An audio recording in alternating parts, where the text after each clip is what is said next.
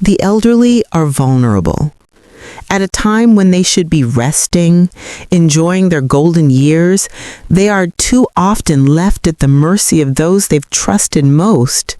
Family, the ones who promised to care for them, to protect them. Yet, for many, that trust is fragile, easily broken by greed and indifference. What happens when a family's betrayal pushes someone beyond their limits? What does it take to ignite the fire of vengeance in the heart of someone who's been left to suffer in silence day after day? Let me take you inside the life of someone who, after a lifetime of sacrifice and love, finally decided to fight back. It started as a quiet injustice.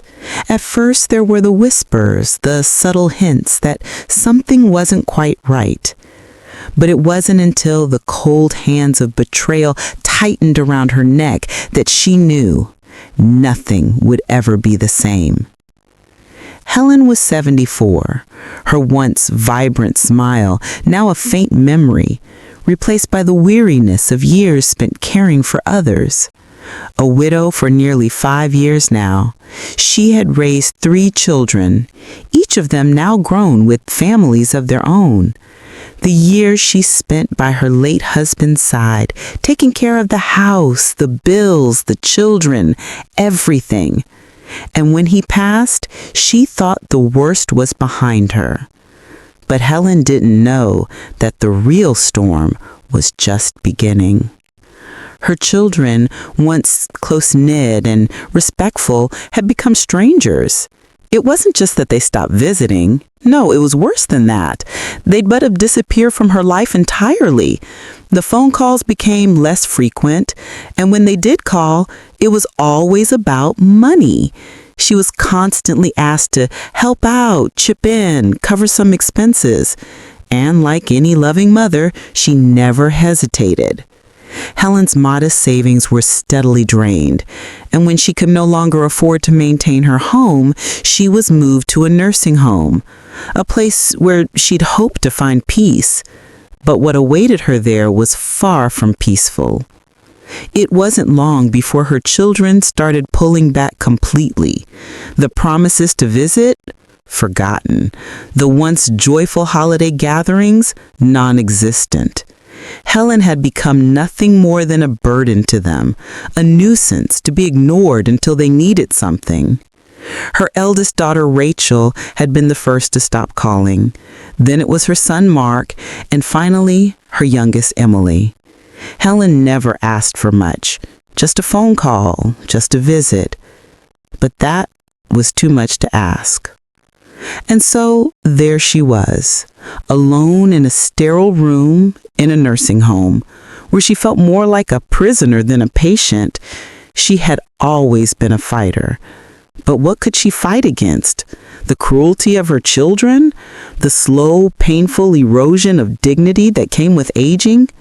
She had spent her life giving to them, making sure they were always well taken care of. And now they only came around when it was convenient for them. She was, in their eyes, expendable. The situation was already bad, but then came the moment that would change everything. That moment when Helen realized that this wasn't just about neglect anymore. It was about betrayal, and no one should have to stand by and let that happen. This was the tipping point. Her savings, once a lifeline, had been nearly wiped out by her children's demands. She had trusted them, expected them to care for her as she had for them. Instead, they had drained her resources and left her in this place, far from her home and her memories. She couldn't count on them for anything, except maybe one thing: their need for money. That's when it hit her. Helen was no longer the woman they could exploit. The stakes were high, and the revenge she would seek would not come quickly. It would be a long, difficult road, but it was one she was prepared to walk. A road filled with calculated decisions and the slow, methodical work of exposing the ugly truth, But one thing was certain. Her children had crossed the line, and now it was time for them to feel the consequences. I know many of you watching this have felt the sting of betrayal. You've been pushed to the side by the very people who should be there for you. Maybe it wasn't financial exploitation, but I'm sure you faced abandonment, exclusion, and the constant reminder that in their eyes, you're no longer important. Let me know in the comments if you've ever felt like this. I'd love to hear your stories and thoughts, and remember, you're not alone. Helen knew her journey would not be easy. The family she had once sacrificed everything for would fight back. They would try to manipulate her, guilt her, make her feel as though she was the one in the wrong. But she would not bend. Not this time. Her first step was simple, but it would send shockwaves through their lives. It was time to take control, to stop being the victim in this story. But that, of course, would come later. For now, she had to reflect on how this all started, how over the years she had ignored the signs, the subtle betrayals, the gradual erosion of trust until it reached the point where her children thought they could take everything from her. The road ahead was long, but Helen's resolution had hardened. She would no longer be the helpless, forgotten mother. The family that had used her would pay for their actions. She would expose their greed, their cruelty, and their heartlessness. And one way or another, they would understand that Helen had not just been a victim. She had been a warrior in disguise, and now her battle for justice would begin. Helen sat by the window in her room, staring out at the bleak gray sky. It was cold, a chill that seemed to mirror the emptiness in her heart. She remembered how warm and full her life once was. Back then, it had been so different. Her and Daniel, side by side, building a life together. It wasn't glamorous, but it was theirs. The house they'd raised their children in, the long nights spent talking, dreaming about their future.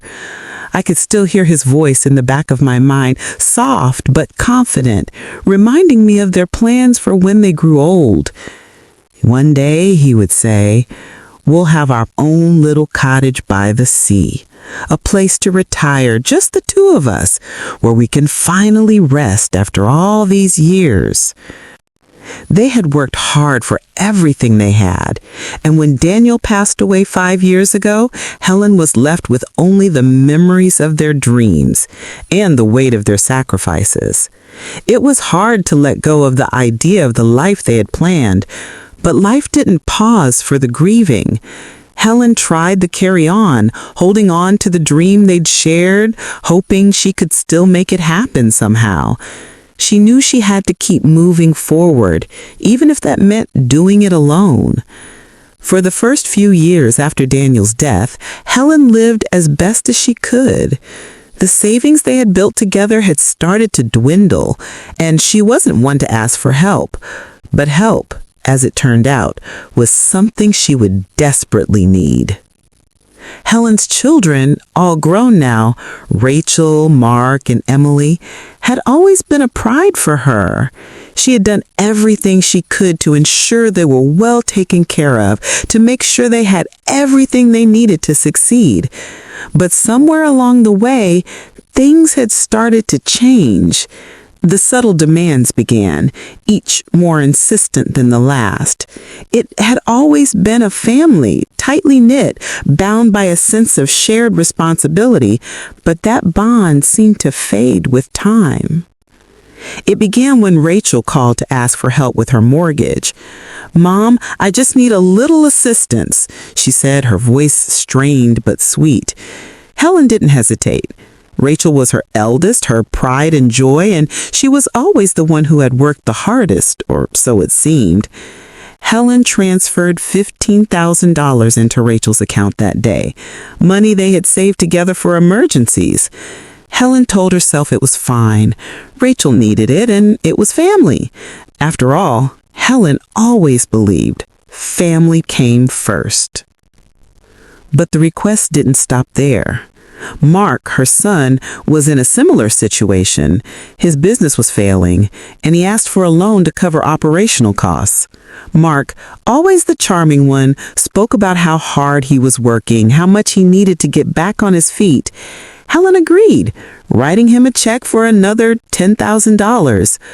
Over the next few years, Helen found herself constantly being tapped for money. $5,000 here, $8,000 there. And she didn't question it. After all, her children needed her. That was what family was for, wasn't it? And then there was Emily, her youngest. Emily had always been the most independent, and yet when it came time for her children to attend college, Emily made the same request. "Mom, I know you're on a fixed income, but the kids' tuition is coming up. We could use a little help." It wasn't the first time she'd asked, but Helen never hesitated. She cut Emily a check for $20,000, covering the tuition for both of Emily's children, the ones who called her grandma but never came to visit. These weren't small amounts, and Helen had given them freely, believing that it was the right thing to do.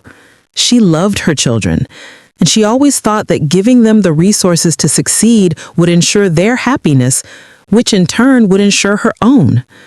But what she hadn't realized at the time was that the generosity she extended would become a trap, one that would drain her, both financially and emotionally. As the years wore on, Helen's financial situation grew more precarious. She had depleted her savings, taken out a second mortgage on the house, and borrowed from friends to help her children. But what hurt the most wasn't just the money. It was the growing distance between her and the family she had sacrificed for. There were signs, subtle, almost imperceptible signs that something was wrong. Helen had ignored them, thinking that her children were just busy with their lives. But the visits became less frequent, the phone calls shorter, and when they did call, it was always about money. "Mom, we're in a tight spot. Mom, the kids need new shoes. Mom, can you help us out again?" And every time, Helen said yes. She didn't want to disappoint them. She didn't want to seem ungrateful after all the years they had shared. So she ignored the nagging voice in the back of her mind that told her to stop, to question them, to ask why they never came to visit unless they needed something. There were moments, too, when Helen would catch a glimpse of how things had changed. During one holiday gathering, as they sat around the table, Rachel was on her phone, Mark was complaining about his job, and Emily was talking about a vacation she was planning. They all seemed so distant, so disconnected from her. And yet when the conversation turned to money, it was like a switch had been flipped. Suddenly they were all there, paying attention, their eyes focused on Helen and the possibility of a new loan or financial help. But after the check was handed over, the warmth that had once defined their family disappeared again. Helen had always believed in the strength of family, in the bonds that tied them together. Her values, instilled in her by her own parents, were built on respect, loyalty, and sacrifice. She had grown up with the belief that family was sacred, that no matter what happened, they would always be there for each other. But now, she began to see the cracks in that belief. Her culture had taught her to put others first, to sacrifice for the greater good. But it had also taught her to demand respect, to expect loyalty in return. And yet, in the face of her own children's indifference and greed, Helen was left to wonder where those values had gone. Had they been replaced by a sense of entitlement? Had all the love she'd poured into them been reduced to a series of transactions? Was this the future she had worked so hard for? The truth was starting to dawn on Helen. The sacrifices she'd made were not being reciprocated. Instead of respect and gratitude, all she received was disregard and exploitation. And with that realization came a deep sense of loss, not just of money, but of the family she thought she knew. The phone call came in the middle of the afternoon, just as Helen had finished a simple lunch of soup and toast in her small nursing home room. It was Rachel, the daughter who had once promised her that she would always take care of her. The woman who, just a few years ago, had been a loving daughter, visiting her mother, reminiscing about old times, offering help when needed. Now, the calls were frequent, but brief. Always about money. Always about what Helen could give her. "Mom, I need you to send me $5,000 again." Rachel's voice crackled through the mine.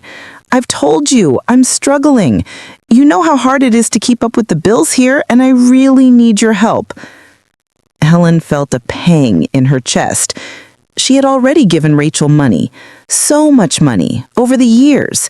But Rachel always made it sound as though she was on the edge, as though she was the one struggling while Helen lived comfortably in her nursing home. "I've given you so much already, Rachel," Helen replied, trying to keep her voice steady, though it trembled slightly. "You know I'm not well off. My savings are almost gone, and I can't keep doing this. I'm not your bank, sweetheart." There was a long silence on the other end of the line. For a moment, Helen thought Rachel had hung up. But then Rachel's voice returned, sharp, demanding. "Mom, seriously, you've helped me out before. Don't act like you don't have the money. It's not that hard. You owe me, okay?" Rachel's words were like daggers, cutting through Helen's fragile resolve. "Owe you?" Helen repeated, her voice rising now, the shock creeping in. "I've helped you your whole life. You think I owe you more? After everything I've done for you, this is how you talk to me?" She could feel her heart pounding in her chest. The realization began to settle in. Rachel wasn't asking for help. She was demanding it, taking it for granted, expecting more without any gratitude. It wasn't about family anymore. It was about exploitation. Rachel's voice grew louder. "You always say you want to help, don't you? You've got the money. Just do it, Mom. Stop being difficult." Something snapped inside Helen. The words stung, but it wasn't just the words. It was the realization of how far Rachel had fallen from the loving daughter she once was. How had it come to this? How had she allowed herself to be taken advantage of for so long?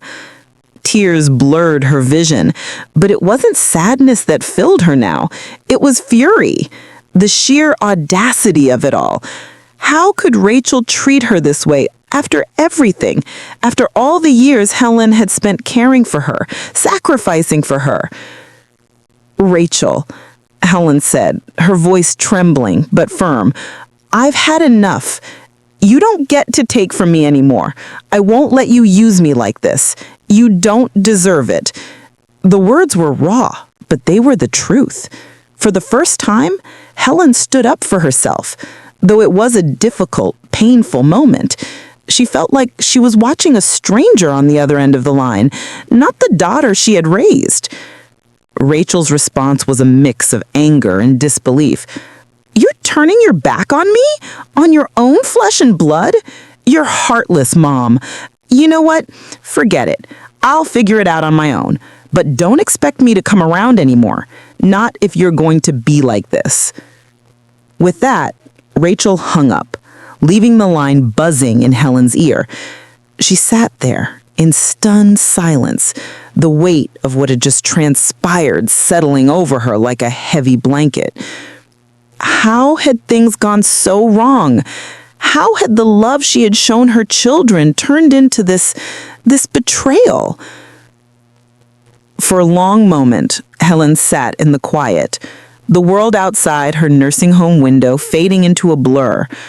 Her heart was heavy with the anger of the conversation, but it wasn't just the anger that consumed her. It was the sorrow of realizing how little she meant to Rachel now. She was no longer a mother, a caregiver, someone to be loved and respected. She was a resource, and once they had taken all they could, they tossed her aside. Helen stared down at her hands, the hands that had spent decades caring for her children, working, loving, sacrificing. She felt a deep violation of her dignity, a sense of worthlessness that she hadn't felt in years. How had she allowed this to happen?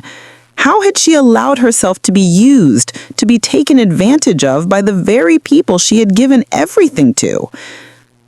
The betrayal didn't just sting, it burned. The truth was undeniable now. Rachel and the others had never truly cared about her. They hadn't seen her as a mother, as a person. They had seen her as a means to an end, a well of money to be drawn from whenever they needed it. And it had to stop. For years, Helen had been passive, hoping that her children would come around, that they would see her as more than just a bank. But that hope was foolish. The truth was clear now. Her children didn't see her. They only saw what they could take from her.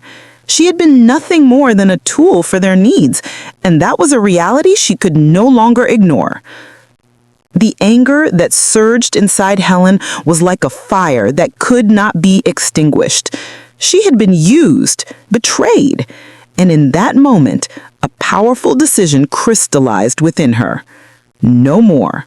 She would no longer enable this behavior. She would no longer be a passive victim of her children's greed.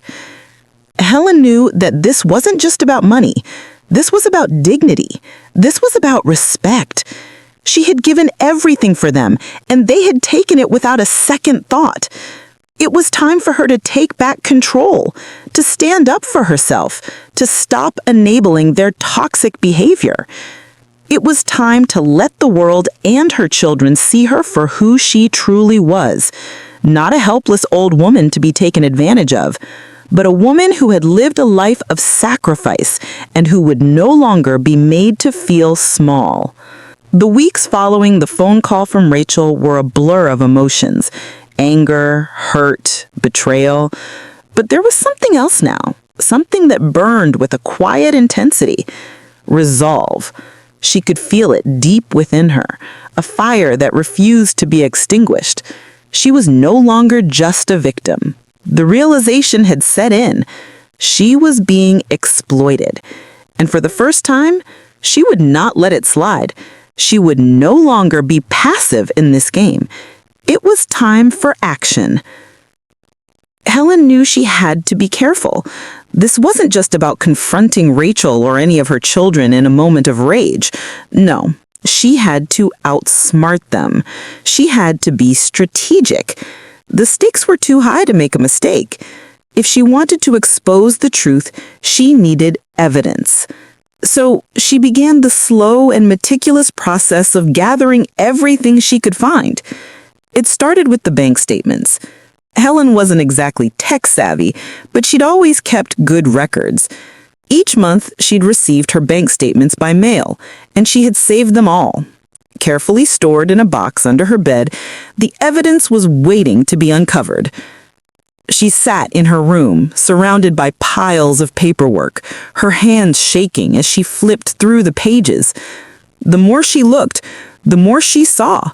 Withdrawals, large ones, every month, sometimes multiple times in a week, hundreds of dollars, thousands. The pattern began to emerge. She knew her children had needed money, but the sheer frequency of the withdrawals was alarming.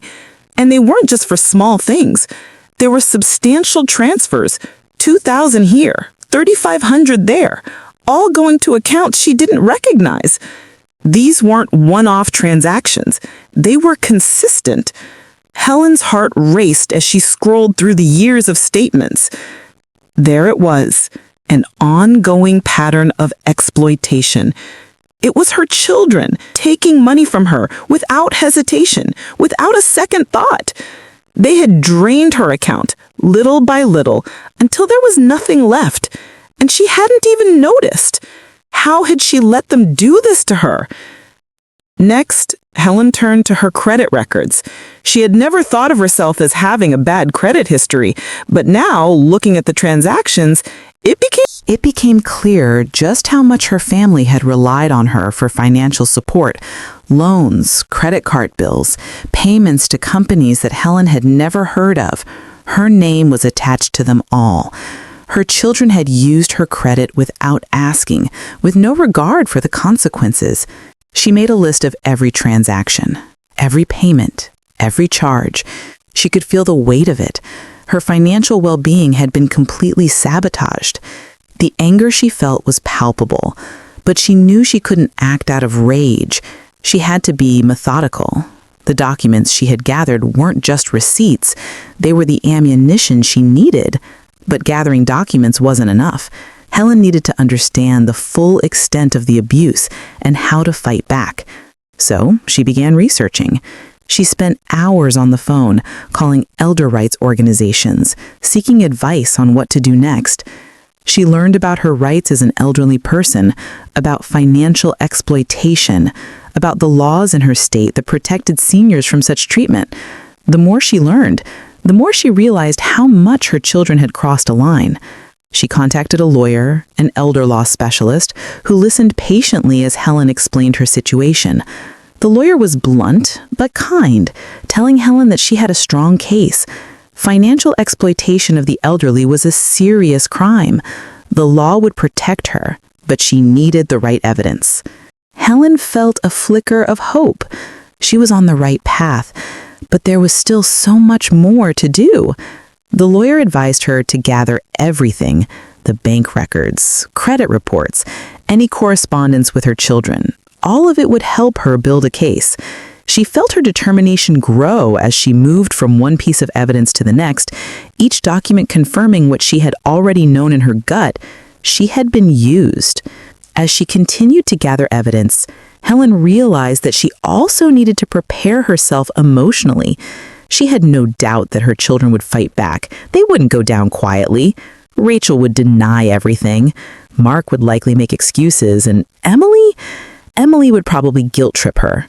They would make her feel like the bad guy, as though it was she who had wronged them. They had done it before, but this time, Helen was ready. She would not be manipulated again. Helen spent her nights thinking about what would come next. The confrontation, the fallout. What would it feel like to confront her children and expose them for what they had done? The anger was still there, simmering beneath the surface, but it was tempered by something else now. Confidence. The more she gathered, the more she realized just how strong her position was. She had the truth on her side. And that truth, once exposed, would change everything. As Helen finished organizing the evidence, her lists, the bank statements, the lawyer's advice, she calculated the total amount of money her children had taken from her over the years. It was staggering. The money that had been siphoned off, hidden away in secret accounts, used for things Helen had never agreed to, totaled over $100,000. A small fortune to someone living on a fixed income. That was her hard-earned money, her savings, money that she had worked for, sacrificed for, and trusted her children with, and they had stolen it from her. Helen stared at the numbers, a heavy weight in her chest. She could barely believe it, but now she knew exactly what had been taken from her, and she knew that the time had come to take it back. Helen's mind was clear now. She had gathered the evidence. She had consulted experts. She knew her rights. And more than anything, she had made the decision. It was time to act. She would no longer be passive. She would no longer let her children control her. It was time for her to take charge of her life again, to stop being the victim, and to hold them accountable for what they had done. Helen sat at the small desk in her nursing home room, her hands gripping the pen tightly as she signed the letter. It was a letter to the bank, one that would cancel the automatic transfers she'd been making to Rachel. She had been sending money to her daughter for years, without question, without hesitation. But today, that was going to stop. Today she would take back control of her life. Her heart pounded in her chest as she completed the final details on the letter. It was a simple request to cancel the regular payments for Rachel's mortgage, a request that would send ripples through the family. For so long, Helen had been the one they turned to. She had kept them afloat financially, constantly bailing them out. But now it was time to make it clear. No more. No more enabling. No more giving in. As she folded the letter and sealed it, a feeling of empowerment surged through her. It was the first step, but it was a big one. She wasn't just canceling a payment. She was reclaiming her dignity, her autonomy. She was taking control of her future, and for the first time in years, she felt like she was making a decision that was truly for her. It didn't take long for the phone to ring.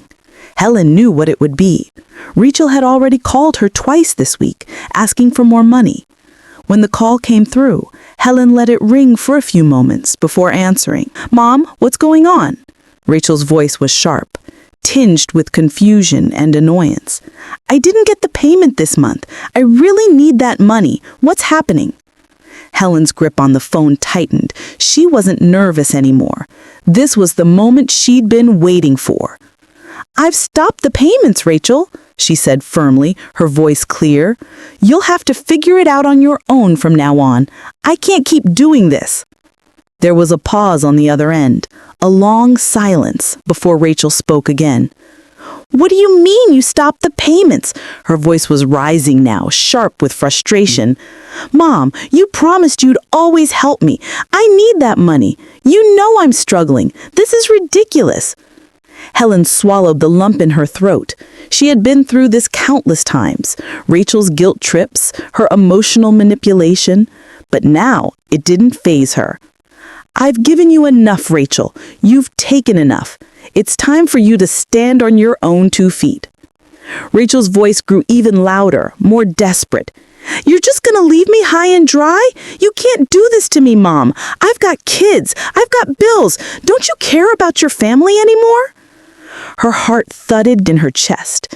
She could feel the weight of Rachel's words, the guilt creeping in, but she refused to give in. "I care about you, Rachel, but you've been using me, and I can't allow it any longer. You have to take responsibility for your own life." Rachel let out a frustrated sob. "You're turning your back on me. Fine, but don't expect me to come crawling back when you need something." The line went dead with a click, leaving Helen holding the receiver in her trembling hands. She sat there for a moment, stunned by the finality of what had just transpired. It was over. The decision had been made, and there was no turning back. A few hours later, Mark called. His tone was cold, businesslike, but the edge of panic in his voice was clear. "Mom," he began, "I just heard from Rachel. What's going on? Why aren't you sending the money? I don't know how we're going to make it without that support." Helen's jaw clenched. She had expected this. More manipulation, more guilt. But she was done. "I'm not sending you anything, Mark. I've had enough. You and Rachel have taken advantage of me for too long.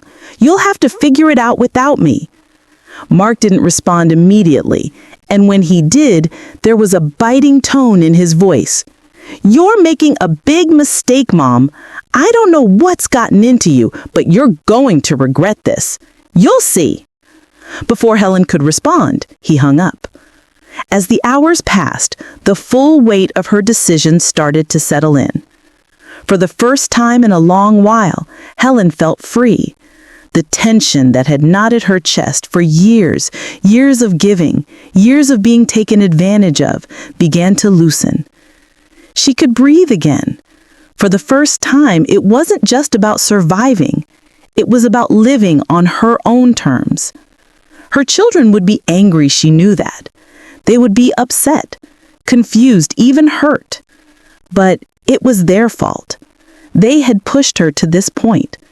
They had made her feel like she was their personal ATM. And now, they would have to deal with the consequences. It wasn't easy. Helen's hands were still trembling as she set the phone down. She felt a mix of relief and nervous excitement, but there was something else too, something deeper, something more powerful. She felt a sense of empowerment, as though she had finally taken control of her life. This was her decision, her moment, and she would stand by it. The next few days were filled with more phone calls, more attempts to manipulate her. Rachel called again, her voice softer this time, trying a different tactic. "Mom, I'm really sorry for what I said. I just don't know what to do. You know I've been trying so hard. Please, just help me one last time. We're family, Mom." But Helen stood firm. "No, Rachel, I'm not doing this anymore. You need to figure it out on your own, just like I had to when I was your age. It's time to take responsibility."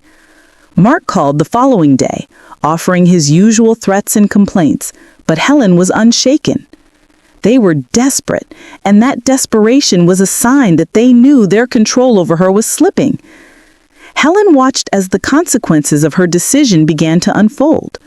She saw the changes in her children, how they became more distant, how they lashed out at her in ways they hadn't before. They were angry. They didn't understand why she had stopped enabling them. And for the first time, Helen didn't care. She had made her choice, and now it was time for them to feel the consequences of their actions. The sweetness of revenge wasn't in seeing them suffer. It was in the liberation she felt, in reclaiming her dignity, in knowing that for once, her life would be her own. The first signs of retaliation came within days. Rachel, Mark, and Emily weren't about to let their mother's refusal to help slide without consequences. They were used to getting what they wanted, and they had no intention of stopping now. If anything, their fury at Helen's defiance grew with each passing day. They hadn't expected her to fight back. To them, Helen was just a tool to be used when needed. Now that she had taken that power away, they would make sure everyone knew who the real villain in this story was. It started with a post. Rachel had taken to Facebook, launching an all-out attack on her mother. The words were carefully chosen, heartfelt, manipulative, and full of just the right amount of victimhood. It's so hard when you try to help your family and they turn their back on you. I've given my heart and soul to my mother, and now she's abandoning me. It's just so hard to understand. I thought family was supposed to stick together.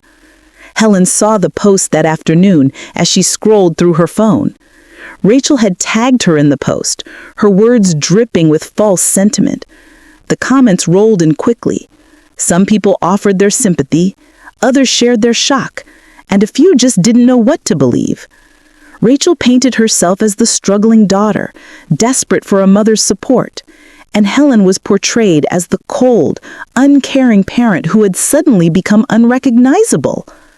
Helen's stomach churned as she read through the comments, seeing people she had known for years rally behind Rachel. How quickly they had turned on her.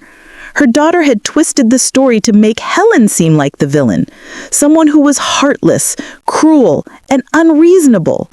Rachel's post wasn't the end of it. Soon, Mark got involved, posting his own version of events. I've spent my whole life trying to help my mother, but it feels like nothing is ever good enough. She used to be such a warm, loving person, but now she's changed. I don't know what happened, but it's clear she's not the same person anymore. It's heartbreaking. Once again, the comments flooded in. Neighbors, friends, even distant relatives began to chime in, expressing their concern for Mark. Some people who had once known Helen as the nurturing, devoted mother now began to wonder if something was wrong with her. The seeds of doubt were being planted, and the whispers began to grow. Helen had always been a part of the fabric of her small town. She was known as the woman who helped, the one who always gave a helping hand.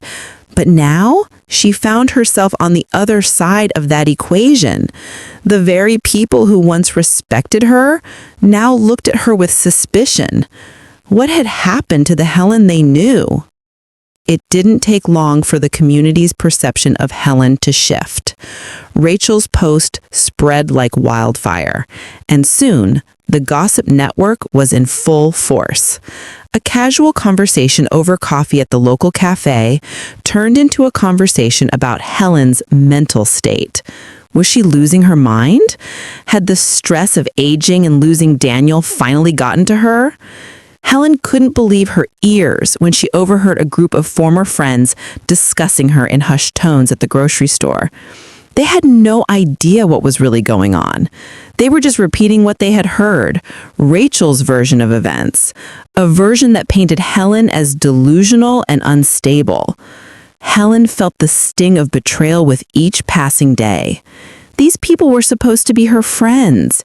She had been there for them in times of need, offering comfort and support when they needed it, but now they were turning their backs on her. The isolation was palpable. The town that had once felt like home now felt like a prison. She couldn't step out of her front door without feeling like the eyes of the world were watching her, judging her. The pressure mounted as Rachel, Mark, and Emily continued to manipulate the narrative.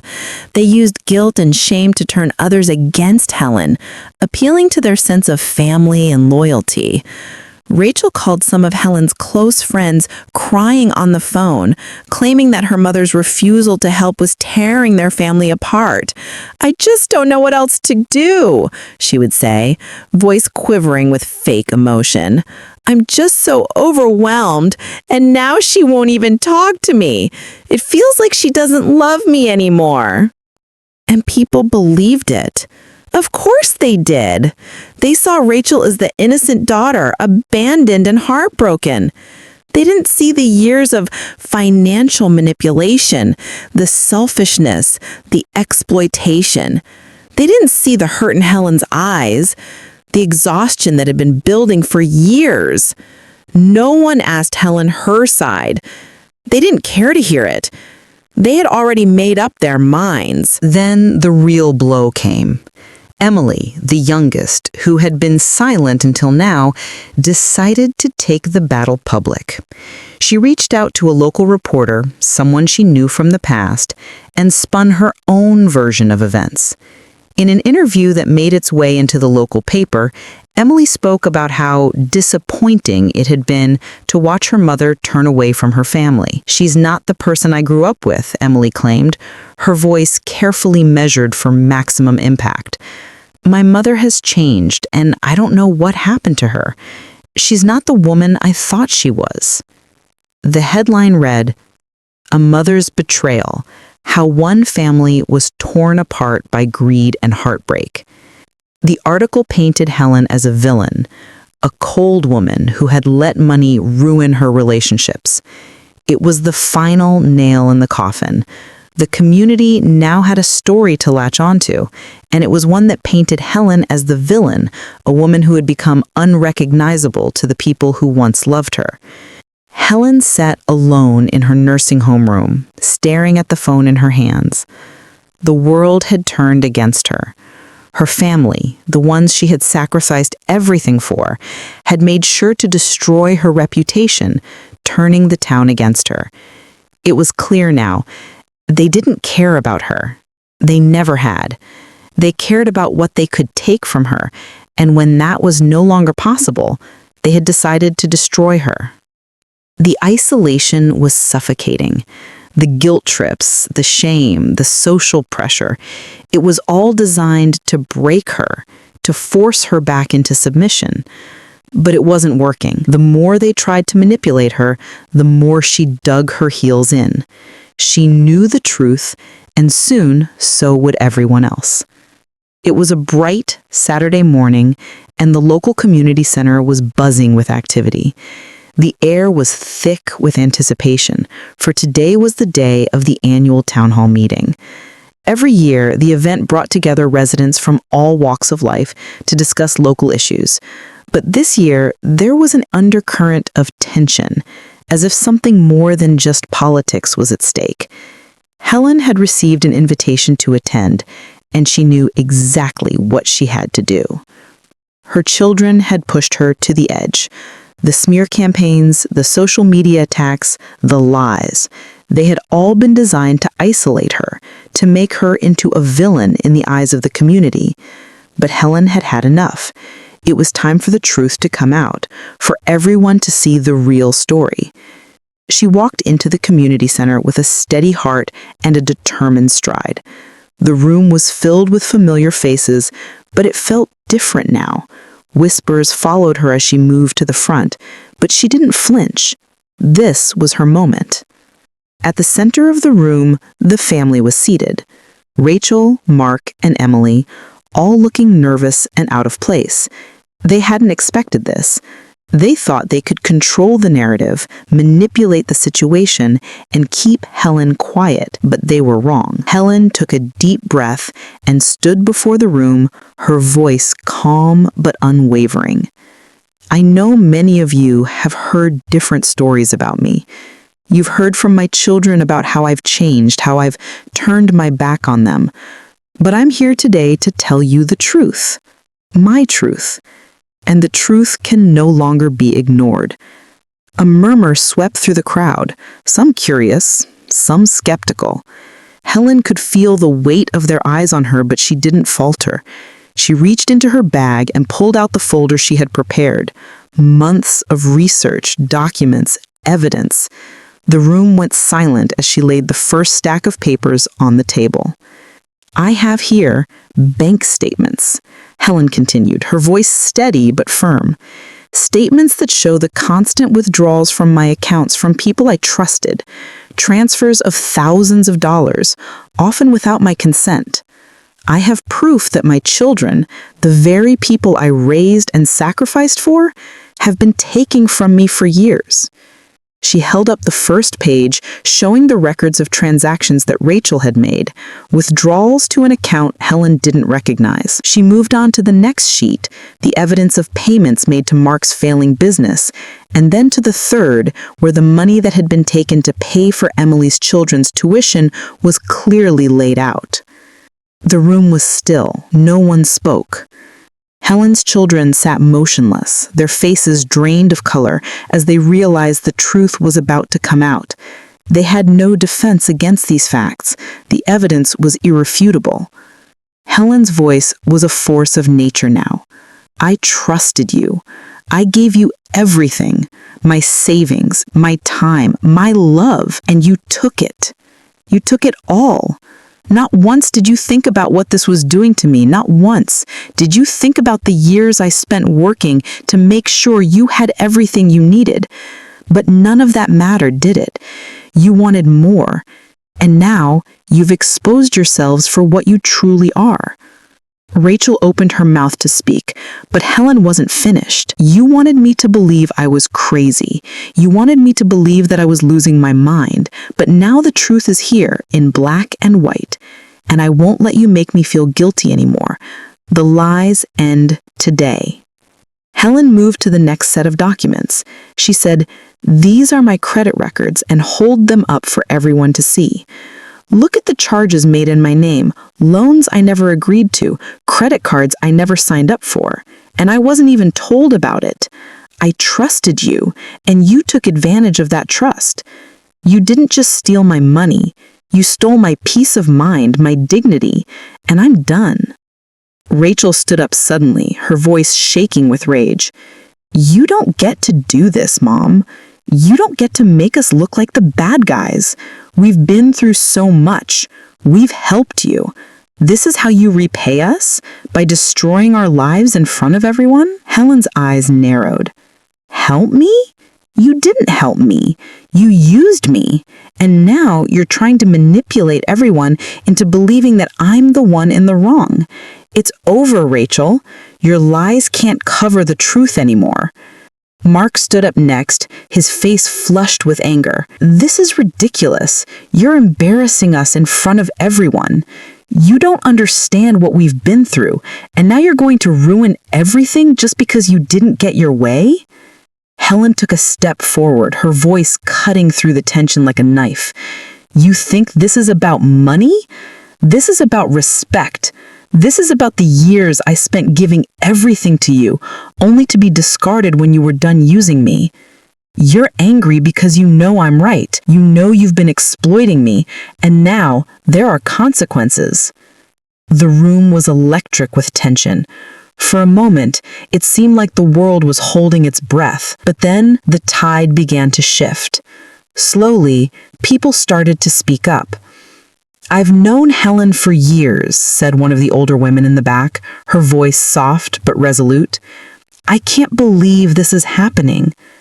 Another person, a former neighbor, stood up, shaking their head. Rachel, I've seen how you've treated your mother. I've seen the way you talk to her. This isn't right.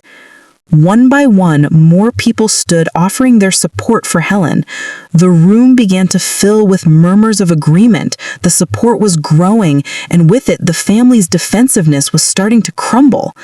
Helen looked back at her children, their faces now a mixture of disbelief and humiliation. Rachel's tears were genuine now, but they weren't tears of innocence.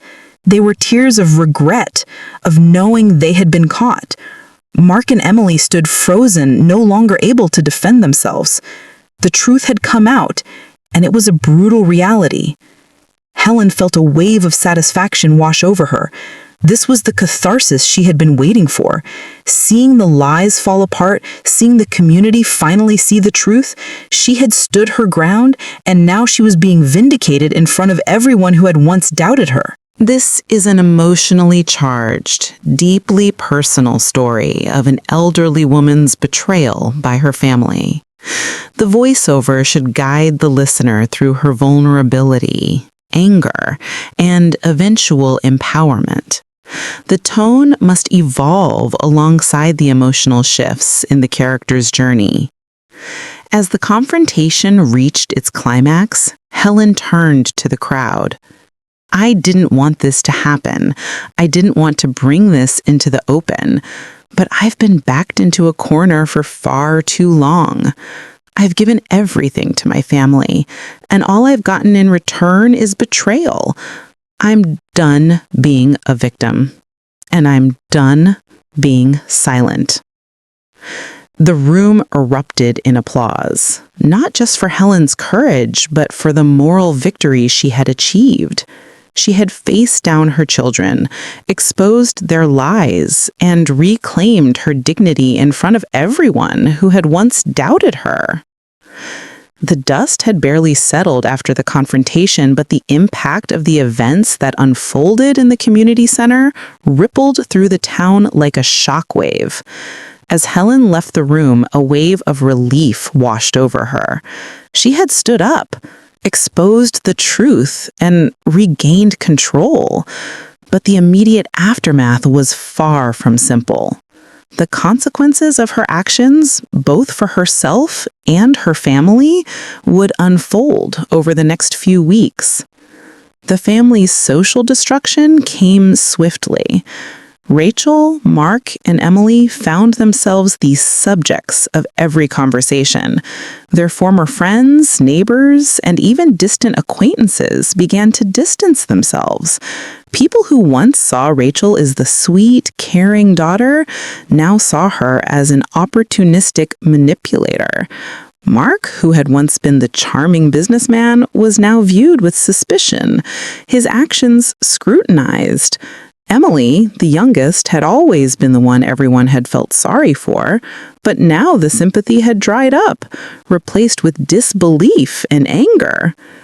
Within days, Rachel's once popular social media pages were flooded with comments that ranged from disapproval to outright condemnation.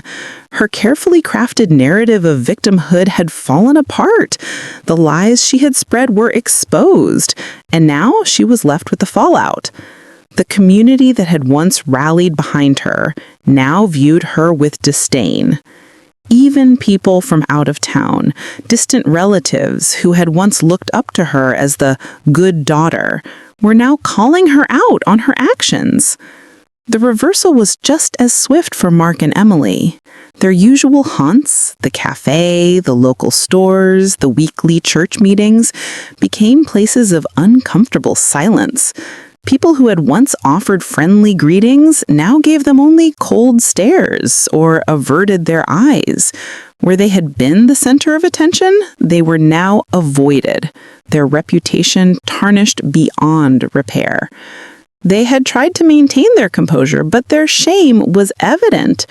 And the hardest blow came from the realization that they had lost their social standing in the community. They could no longer walk into the town's familiar spaces with the confidence they once had. Helen had taken everything from them, not with vengeance, but with the truth, and now they had to live with the consequences. For Helen, the aftermath wasn't all victory. She had expected resistance, but nothing could have prepared her for the isolation that followed. Even though the community had shifted its support to her, it still stung to see the familiar faces who had once offered smiles, now filled with pity. The town rallied behind her in ways she hadn't expected, with neighbors and friends offering comforting words, but she couldn't ignore the undercurrent of guilt she felt for the damage done to her children.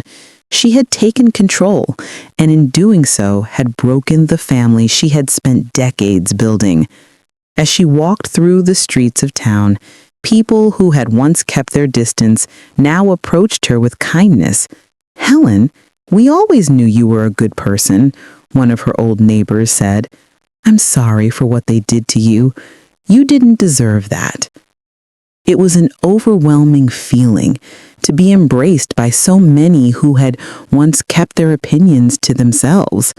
But Helen couldn't shake the sense of sadness that accompanied her newfound vindication.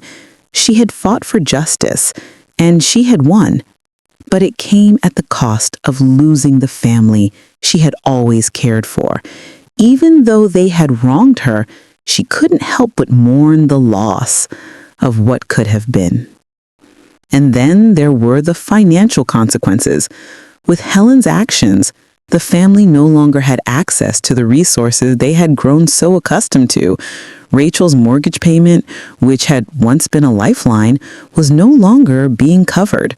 Mark's failed business, which had relied on Helen's loans, now faced the full weight of its failure. Emily, too, was left to scramble for tuition money for her children. Without the constant influx of funds from Helen, the facade of financial stability that the family had built around themselves began to collapse. The financial strain became evident as they struggled to find ways to pay their bills with no fallback plan in place. The truth was now clear. Helen's money had been a crutch for them, a crutch that they had leaned on for too long. Without it, they were forced to confront the reality of their choices. The damage wasn't just financial. Their livelihoods, once cushioned by Helen's generosity, were now at risk. And while Helen had given them everything she could, the consequences were now out of her hands. They had to face the fallout of their own actions, and it was a hard pill to swallow. For Helen, the emotional state after the confrontation was complex. There was a profound sense of satisfaction, knowing she had stood up for herself and reclaimed her dignity. The satisfaction of seeing her children exposed, unable to manipulate their way out of the situation, was both empowering and bittersweet. She had delivered justice, but at a personal cost. Yet, amid the satisfaction, there was a deep sadness. She had not set out to destroy her family, but that was the outcome. She had hoped for reconciliation, for healing, but it wasn't to be. Her children, though they had been exposed as manipulators and liars, were still her children. The bond that had once been so strong had been broken, and the grief she felt for that loss weighed heavily on her heart. She had won her battle for justice, but she had lost her family. Her children, desperate and confused, reached out to her in the days that followed. Rachel sent a text message late one evening asking if they could talk, Mark and Emily, too, made their attempts. Calls, messages, even visits to the nursing home. They apologized, begged her to reconsider, and tried to manipulate her once more. They promised they would change, that they had learned their lesson. But Helen wasn't fooled anymore. She could see through their desperation, the guilt dripping from their words, and the hope that she would return to the person they could control. She had heard these promises before. She had given them everything, and it had never been enough. Helen stood firm. She knew what was at stake now. Her resolve had solidified in the days since the confrontation. She would not let them back into her life, not unless they could prove they had truly changed. Their actions had consequences, and Helen was not going to let them manipulate her again. It was time to rebuild her life, to heal on her own terms. Months had passed since the public confrontation that had forever altered the course of Helen's life. In the wake of her actions, her children faced a downward spiral, one they could neither stop nor control. They were the ones who had made the choice to betray her, and now they had to live with the consequences. Rachel, once the confident and self-assured daughter, watched helplessly as her financial situation crumbled.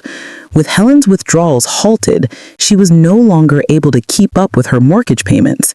She had relied on her mother for so long that she hadn't bothered to plan for a future without that cushion. Now she found herself in arrears, facing foreclosure on the house she'd once proudly called her own. Mark's business, which had barely scraped by with Helen's help, folded under the financial strain. The debts he had accumulated, trusting that his mother would always be there to bail him out, began to stack up. Emily, too, struggled to meet the demands of tuition for her children.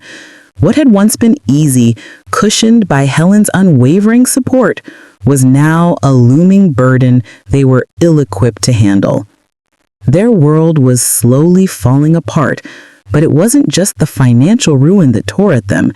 It was the emotional toll of being ostracized. The support of the community had shifted in Helen's favor, leaving Rachel, Mark, and Emily isolated. No longer could they rely on their reputation or their charm to win back the favor of others. The consequences of their greed were clear now. They were facing not only financial ruin, but social rejection. They had betrayed the very person who had once given them everything, and now they had nothing. Desperation led them to make their move. Rachel was the first to reach out, her voice filled with false humility and regret. She sent a message to Helen, asking if they could meet. "Mom, please, I know things have been hard, and I've made mistakes. I want to make it right. I'm sorry for everything. Please, let's talk." Helen hesitated. She had heard these words before, empty apologies, false promises. But this time, something felt different. This time, Helen was not the same woman who had always bent to the will of her children. She had taken control of her life, and she wasn't going to let that slip away. After thinking it over, she agreed to meet. The setting was neutral, at a local cafe, far from the memories of their past. When Rachel arrived, she was accompanied by Mark and Emily. They sat across from Helen, their faces drawn, their eyes heavy with regret. Rachel spoke first, her voice trembling. "We're so sorry, Mom. We never meant to hurt you. We were lost. We didn't know what we were doing. Please, can you forgive us?" Helen looked at them, her heart heavy but resolute. This was not the woman they had once known. She was no longer the vulnerable, easily manipulated mother. This was the woman who had stood up for herself, who had claimed her dignity. "I can't forgive you just like that," Helen said, her voice firm but not unkind. "What you did to me was more than just taking money. It was betrayal, pure and simple. And betrayal isn't something you fix with a few words. You've damaged something much deeper than just trust." You've shattered the foundation of our family." Mark, his eyes filled with a mix of regret and anger, leaned forward. "We're sorry, Mom. We never realized what we were doing until it was too late. You know we never wanted to hurt you. We were just trying to survive." "Survive?" Helen's voice rose slightly. "You wanted to survive at my expense, using me as a crutch whenever you needed it? I gave you everything I had, and this is how you repay me? By treating me as nothing more than a source of income?" Rachel's eyes welled up with tears. "I didn't see it that way. I didn't. I'm sorry, Mom. Please, forgive us. We'll do anything. We'll change." Helen sat back, contemplating for a moment. She had been prepared for this moment for a long time. She had considered what it would mean to forgive them. But the truth was, forgiveness was not just a matter of words. Forgiveness had to be earned. "Forgiveness doesn't come without conditions," Helen said slowly. "I've spent my whole life giving you everything I had, and it's clear to me now that you don't understand the value of what I've given. You want forgiveness, but you need to prove that you've changed, that you understand what you did wrong." The family fell silent, their eyes locked on Helen, waiting for her next words. "I will consider forgiving you, but only on my terms," Helen continued. "First, you will have to make things right. You need to make amends for what you've done, not just with me, but with yourselves. That means taking responsibility for your actions. No more excuses, no more manipulation. If you truly want my forgiveness, you will have to prove that you've learned the hardest lesson of all, the value of integrity, of respect." Helen's terms were clear, and they were not negotiable. If her children wanted her back in their lives, they had to change, not for her, but for themselves. They had to demonstrate that they could live with honor, that they could build relationships based on trust and respect, not manipulation. The meeting ended with no easy resolution. The family left, their faces a mix of guilt and frustration. They were no closer to having their mother back, but they now understood that forgiveness would not come easily. It wasn't just about saying sorry, it was about showing that they had changed, that they were capable of learning from their mistakes. Over the following weeks, Helen saw a shift in herself as well.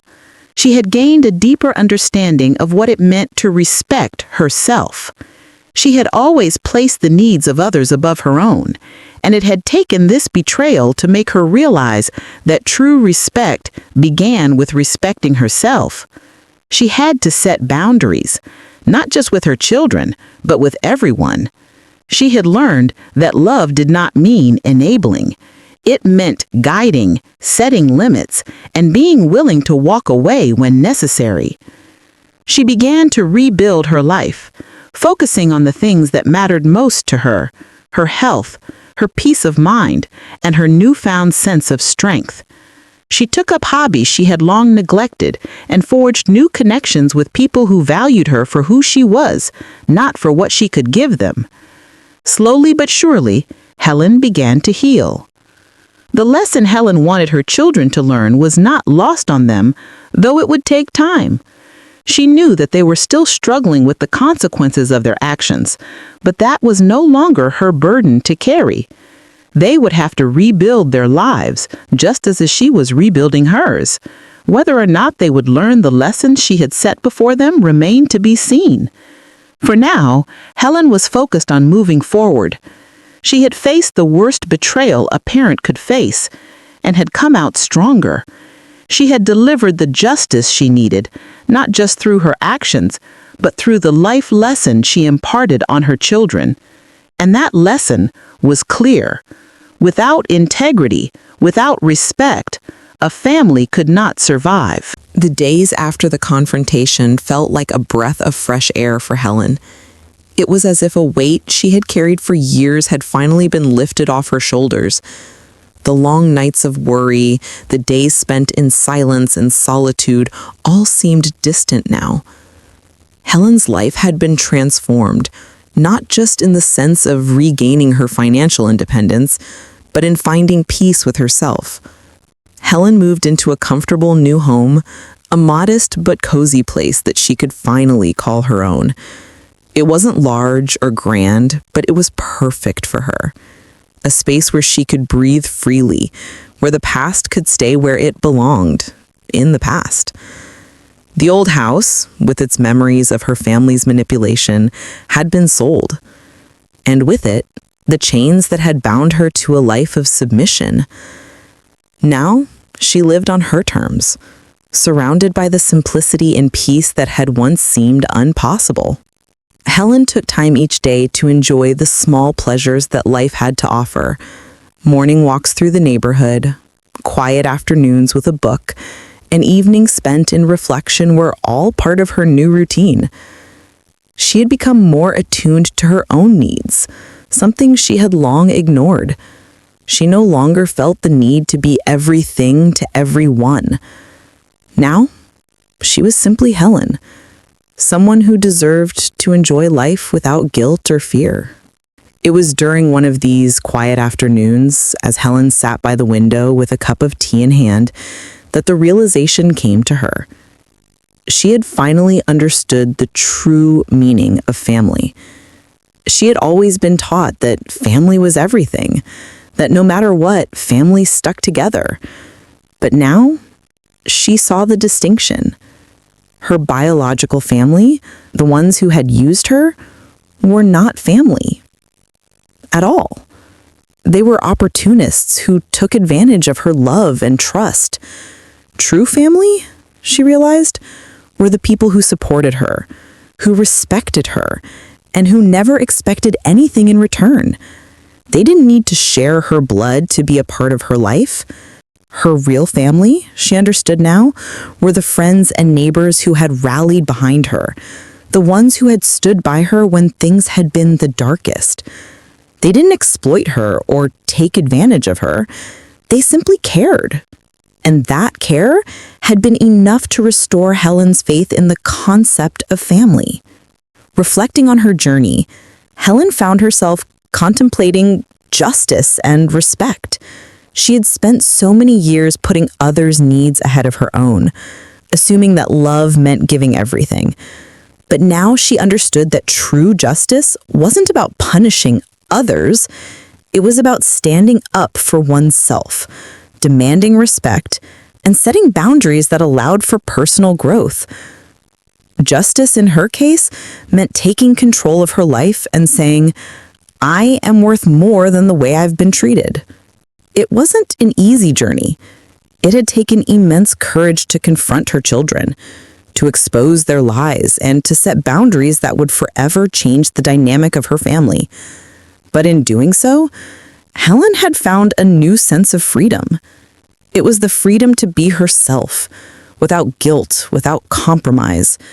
And that was a victory worth celebrating. Now, Helen shared her story with others, encouraging them to stand up for themselves, to reclaim their dignity and self-worth. She had been where many people had been, taken advantage of, ignored, and mistreated by the ones who were supposed to love her the most. But now, she knew that it didn't have to be that way. People had the power to demand respect, to draw lines when necessary, and to live their lives on their own terms. Sometimes, Helen said, speaking directly to the camera, we don't realize how much we're giving up until it's too late. We let others take our power, our voice, our dignity. But it doesn't have to be that way. It's never too late to take back control, to demand the respect we deserve. I'm proof of that. And if I can do it, so can you. As the video came to a close, Helen smiled softly. I want to thank you all for listening to my story. If you've ever felt taken advantage of or ignored, if you've ever felt like your family doesn't appreciate you, know that you're not alone. And you can change your situation. You can take back your power. just like I did. If you're new here, make sure to subscribe, share your thoughts in the comments, and let me know if you've ever faced something similar. I'd love to hear your stories and your thoughts. And if you're ready to take control of your life, I've got more content coming that will inspire you to keep going. Together, we can build a community of strength, of people who've learned the value of respect, of love, and of justice. As the camera cut off, Helen leaned back in her chair, a quiet sense of satisfaction settling over her. She had done it. She had turned her life around and, in doing so, had found not only freedom, but also a sense of peace she had long yearned for. She had learned valuable lessons along the way, and now it was time to share them with others. The journey wasn't over, but Helen knew that whatever came next, she was ready. She had reclaimed her life, and that was a victory that no one could ever take away from her.